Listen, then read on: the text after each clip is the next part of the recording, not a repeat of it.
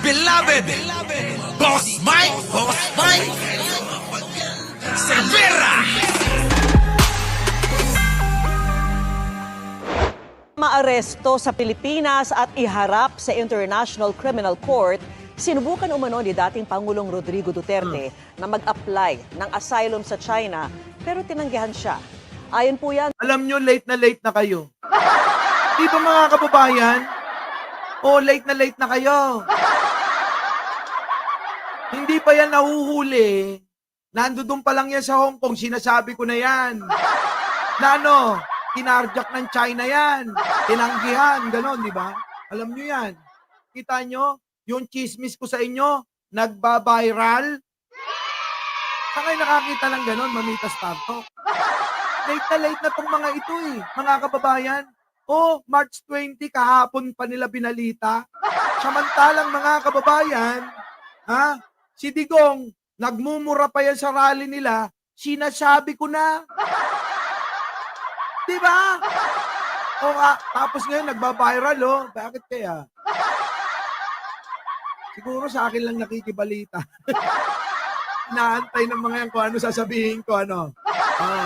Late na kayo. Sige, pakinggan natin. Bakit? Sa isang mapagkakatiwalaang source, ang kwento niya kaugnay ng pag-corner sa dating Pangulo sa NAIA sa pagtutok ni Maki Pulido. Noong Enero pa lang, pinaghahandaan na raw ang plano para sa pag-aresto kay dating Pangulong Rodrigo Duterte. Ayon ito sa mapagkakatiwalaang source. Ako rin nagsabi niyan! Oo, hindi ko sinasabing ako source nila, ha? Oo, di ba? Ano sabi ko sa inyo mga kababayan? Hindi matatapos ang eleksyon. Huhulihin na yan. January pa lang sinasabi ko na yan. January pa lang sinasabi ko na nahulihin si Digong. Na ano? Di ba? Baka nga hulihin yan habang nangangampanya, ganon. Muntik na mga kababayan. Saan nangampanya? Sa Hong Kong. Di ba? Kita nyo mga kababayan. Nauna talaga tayo. Uy, huwag kayong maingay ha, baka sabihin eh. Uy, Boss Mike, huwag mo naman kaming ibuko, sa'yo nang gagaling ang impormasyon namin. Masisira kredibilidad namin. Alam nyo na ha? Alam nyo na, nauuna tayo sa balita. Kung may 24 oras, kung meron pa mga tinatawag nila, mga bali-balita nila. Nauuna daw sila sa balita. Tutik na yan. Advance ako ng ilang buwan bago nila malaman. Nagigets nyo? Kaya nga sabi ko sa inyo, may third eye ako. Kung kayo madalas sa channel ko, alam nyo yung tinutukoy ko. Tama, mali. Sige, tuloy. Na nakakaalam tungkol sa tinaguriang Oplan. Noong Enero pa lang, pinaghahandaan na raw ang plano para sa... Kita nyo, Enero? Noong Enero daw, di tama ako. January pa lang, binanggit ko na yan. Sinasabi ko wala, mahina. Ito na, mahina, mga kababayan, mahina. Ito na. Sa pag-aresto kay dating Pangulong Rodrigo Duterte. Noong Enero... Pakinggan nyo maigi. Noong Enero pa lang, pinaghahandaan na raw ang plano para sa pag-aresto kay dating Pangulong Rodrigo Duterte. Ayon ito sa mapagkakatiwalaang source. Ako yun. Ako kaya yung Boss Mike. Boss Mike, ikaw ba yan, Boss Mike? Hindi ako yun. No, wag mong akuin, Anino. Si Anino eh. Boss Mike, ikaw yun eh. Hindi nga ako. Tuloy. Nakakaalam tungkol sa tinaguriang Oplan Tugis ng PNP Criminal Investigation and Detection Group o PNP-CIDG. Ang utos umano ni PNP Chief Romel Marbil kay CIDG Chief Nicolas Torre, aarestuhin si Duterte sa oras na lumabas ang warrant of arrest mula sa ICC. Noong March 7, lumipad pa Hong Kong si Duterte para dumalo sa isang event kasama ang mga OFW. Dapat doon talaga yan hulihin, mga kababayan. Kaya lang, baka hindi maisagawa. Kaya ang naging plano, antayin na lang dito. Diba? Kasi kakarjakin naman ng China eh. Tuloy. Sa araw ding ito, inilabas ng ICC Pre-Trial Chamber 1 ang arrest warrant para sa kanya. Nako. Sa puntong ito, may close coordination na ang PNP-CIDG sa Interpol o International Police Criminal Organization. Gusto raw sana ng PNP-CIDG na sa Hong Kong na arestuhin. See? Sabi ko sa inyo eh. Tama ako, di ba? Oh, haarestuhin habang nangangampanya dapat yan. Balikan nyo yung video ko para sabihin yung hindi ako sinungaling, oh. Oh, yung mga nagsasabi, fake news, fake news, fake news. Gumagawa ka ng kwento, gumagawa ka ng kwento. O ayan, nagkatotoo. O ano, maniniwala na kayo? Ha, maniniwala na kayo ngayon? O, yung mga DDS. Sabi ko sa inyo eh, sa Hong Kong dapat yan, hulihin. O, tuloy. Si dating Pangulo Rodrigo Duterte. Oo. Pero ayaw daw makipag-cooperate ng Hong Kong Police sa Interpol. Hindi talaga, hindi mangyayari. Kaya nga, inabangan na lang dito yan. O, sige, tuloy. Hindi miyembro o state party ang China sa Rome Statute. Para mamonitor ang galaw ni Duterte habang nasa Hong Kong, binuntutan siya ng 4 na CIDG agents hanggang noong March 11 nang lumipad pa uwi ang dating Pangulo. Oo, mga kababayan. Oo, binantayan na ho yan. Kaya nga ho, nalaman na tinanggihan ng China. Tandaan nyo mga kababayan, marami tayong sniper. Tuloy! Ayon pa sa ating source, 6 na Hong Kong police din ang nagbantay kay Duterte para tiyaking sumakay siya sa kanyang flight. Kita nyo, bantay na bantay siya. Hanggang sa Hong Kong, sinundan namin yan. Sa totoo lang, kasabay namin yan eh. Di ba naalala nyo, pumunta kaming Hong Kong? O para hindi halata, dumaan lang kami, binaba ko lahat yung mga taong magbabantay. Ganon, oo. Diyan lang kayo ha. Diyan lang kayo. Oo, bantayan nyo yan. Darating si Digong dyan. Oo, di ba? Tapos pumunta kami ng China. Kinausap ko naman sila. Di ba? Oo, sabi kong ganon. Oo, ha? Oo. Wala nang kwenta yan. Kung tatanggapin nyo pa yan dito, magagalit sa inyo ang international community. Nasa inyo yan. Prerogative nyo yan. Pag-isipan nyo maigi. Agad-agad mga kababayan, tinanggihan si Digong. Nalungkot ng husto yun kasi umaasa na mabibigyan ng asylum. Oh, di ba? Tingnan nyo naman, happy-happy kami doon. Di ba? Oh, di ba? Tuloy! Dagdag ng source, nag-apply kasi umano si Duterte ng asylum sa China pero tinanggihan ito. Sabi pa ng source, 5 ang confirmed booking noon ni Duterte pabalik ng Pilipinas. Sa Pilipinas naman, naghahanda na ang PNP-CIDG Ilan ang booking? Tingnan nyo mga kababayan, pakinggan nyo ha. pero tinanggihan ito. Sabi Tinanggihan. nagbantay kay Duterte para tiyaking sumakay siya sa kanyang flight. Dagdag ng source, nag-apply kasi umano si Duterte ng asylum sa China pero tinanggihan ito. Tinanggihan mga kababayan. Dagsan gasa. Madime.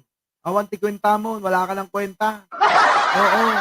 Hindi ka na makakatulong. Oo, bahala ka sa buhay mo. Tuloy. Sabi pa ng source, 5 ang confirmed booking noon ni Duterte pabalik ng Pilipinas. Oo, mga kababayan. Bakit kanyo? Bababa dapat sa Davao. Ha? Kaso mga kababayan, na nakaka-cancel kasi hindi niya nagagamit. Kaya ang ending mga kababayan, nung nasigurado ni Sara kay Roque na wala naman talagang warrant ang ICC, kaya umuwi. Nagets niyo na. Kaya ngayon si Roque, galit na galit si Sara ngayon kay Roque.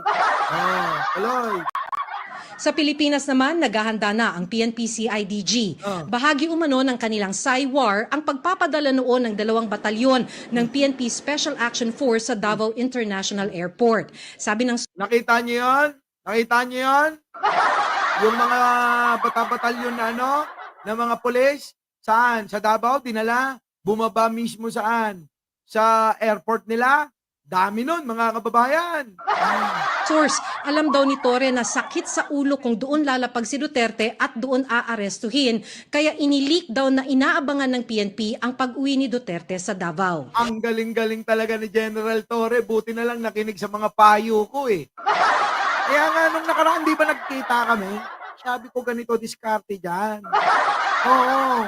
Magiging PNP chief ka, tandaan mo. Oh. Ay, sa inyo na naman siya. Hoy, sa akin yun narinig yan, ha? Oh. Magiging PNP chief ka. Akong bahala. Oh, sabi ko kay General Torre, huwag kang magalala. Magiging PNP chief ka. Huwag ka gawin mo. Oh. Ayun mo. Laruin mo tong panguhuli na to. Kahinuli mo yan, pumunta ka, magulo yan. Oo, yung mga tauhan doon, yung mga taga-suporta niya. Baka mamaya, magdanak pa ng dugo eh. No? Sabi niya, galing mo, may Chevera. Pinupulong kayo, may picture kami, puntahan niyo sa post ko. Diyan sa YouTube, nandyan. Ayun, ganun. Hindi yan nangyari, magulo yan, dadanak ang dugo. Oo. At kailangan, kapag kayan si Digong, ay kokordonan nyo. Huwag kayong magpapalapit ng kahit na sino-sino. Kailangan siya lang at abogado, pamilyang ilan. Tapos, huwag nyo nang patagalin. Dapat, paliparin nyo na yan. Kasi kapag kayan, nandiyan pa, lalong magulo yan. Kita mo naman yung mga taga-suporta niyan. Parang nasasapian ng 13 halimaw. Gusto mo yun? Tama. Hey! Di ba? Nako, oo, Cesar Malpiso, tandaan mo tong sinabi ko. Ngayong araw na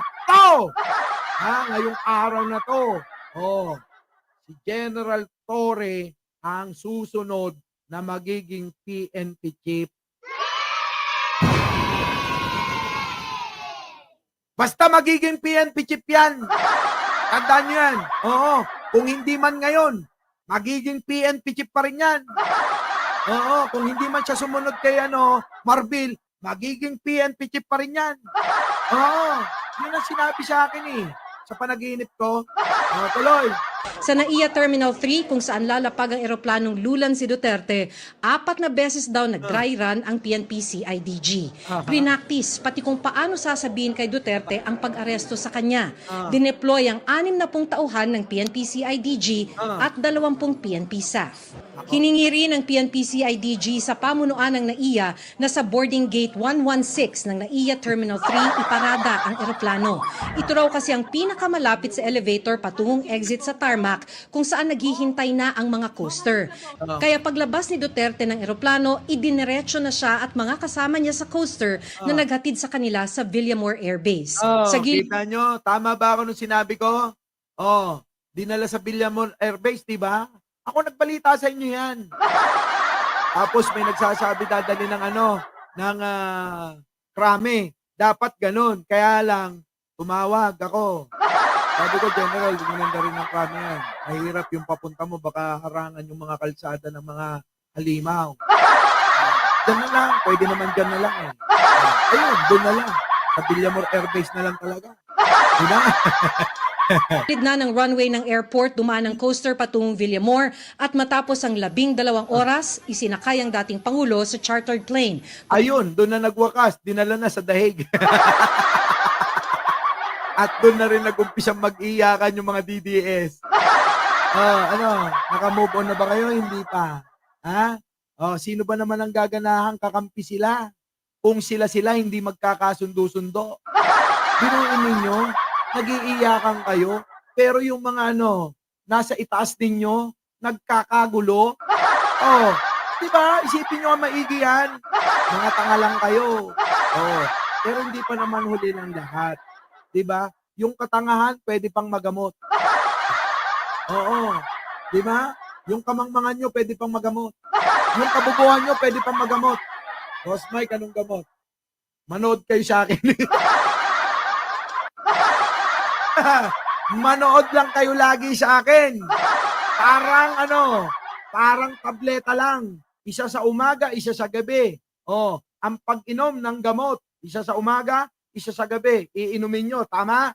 Ganun din. Isa sa umaga, lalive ako, panoorin nyo. Isa sa gabi, magla-live ako, panoorin nyo.